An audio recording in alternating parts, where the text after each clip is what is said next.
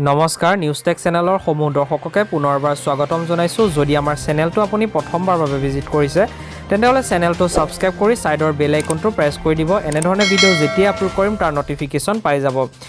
আমি আজি এনেকুৱা এজনী আইতাৰ প্ৰতিবেদন আপোনালোকৰ আগত আগবঢ়াব ওলাইছোঁ, যিজনী আইতাই তেওঁ নিজৰ প্ৰতিভা ইউটিউবত প্ৰকাশ কৰি বহু টকাৰ উপাৰ্জন কৰাৰ লগতে তেওঁ ইউটিউবৰ পৰা চিলভাৰ প্লে বটন লাভ কৰিছে। হয়, এজনী আইতাই তেওঁ নিজৰ প্ৰতিভা ইউটিউবত প্ৰকাশ কৰি টকা উপাৰ্জন কৰাৰ লগতে তেওঁ ইউটিউবৰ পৰা চিলভাৰ প্লে বটন লাভ কৰিছে। আজিকালি বহুতে ইউটিউবৰ ভিডিঅ' আপলোড কৰি টকা উপাৰ্জন কৰে, কিন্তু এগৰাকী 70 বছৰীয়া আইতাই ইউটিউবৰ জৰিয়তে যিদৰে দৰ্শকৰ দৃষ্টি আকৰ্ষণ কৰিছে সেয়া আজি আপুনিও আচৰিত হ'ব। মহাৰাষ্ট্ৰৰ এখন গাঁৱৰ 70 বছৰীয়া আইতা সুষম ধামনে নিজৰ নানা ধৰণৰ ব্যঞ্জন প্ৰস্তুত কৰাৰ প্ৰণালী ইউটিউবত আপলোড কৰে।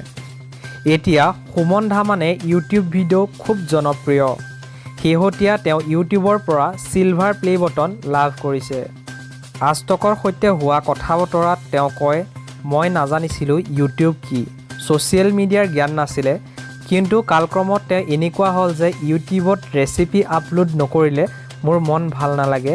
সেই ভাষ্য আইতাগৰাকী। আইতা সুমনে পাৰম্পৰিক ষ্টাইলেৰে ব্যঞ্জন প্ৰস্তুত কৰাৰ উপৰিও বিভিন্ন মাৰাঠী ব্যঞ্জনৰ ৰেচিপি আপলোড কৰে।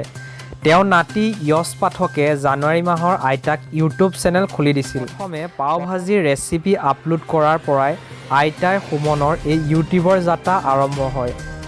প্ৰকাশিত খবৰ মতে আইতা সুমনে ইউটিউবৰ পৰা প্ৰতি মাহে 20ৰ পৰা 30,000 টকা উপাৰ্জন কৰে।